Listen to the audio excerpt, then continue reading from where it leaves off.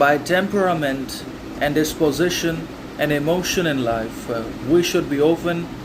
and liberals as much as we possibly can be, because it is only by practicing these open-minded philosophies and by being liberals behavioralistically and psychologically in reality that we can not only accept ourselves and improve our flaws, correct our problems,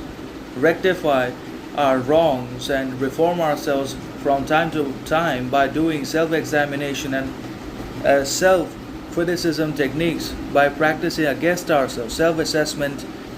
and self-examination, by recognizing and realizing our failures, errors, and accepting them and working over them so that we do not persist in the same problems and we don't dwell in dogma, ignorance, stupidity, but are able to change ourselves entirely differently and invent ourselves in an absolutely different light. And that can only happen when our temperament and disposition and emotion are all liberalistic and wise and intelligent and based obviously on experience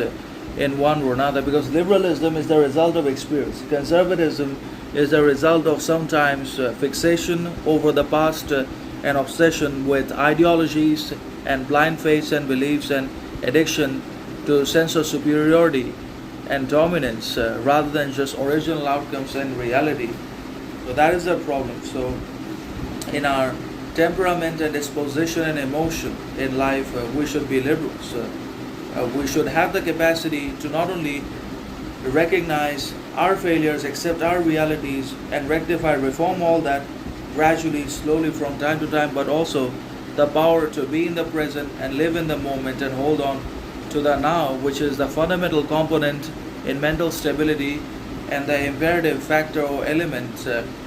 in profound mental health and psychological stability, and also in happiness and prosperity and composure also. And also that we just need to try to listen to the others' opinions too. We have to have the ability to entertain public thought and outside opinions, societal contradictions, without necessarily accepting them, without becoming impulsive, aggressive at the others' hypocrisies, differences, or double standards, but by seeing human beings as human beings, that everyone can be good or bad at the same time. We have our problems, they have theirs. We have our mistakes, errors to improve upon, they too have, and that can only happen, that level of deep understanding and acceptance for everyone as well as for their faith. Religion identity comes from being liberal and from liberalism in life, and not from blind faith, ignorance,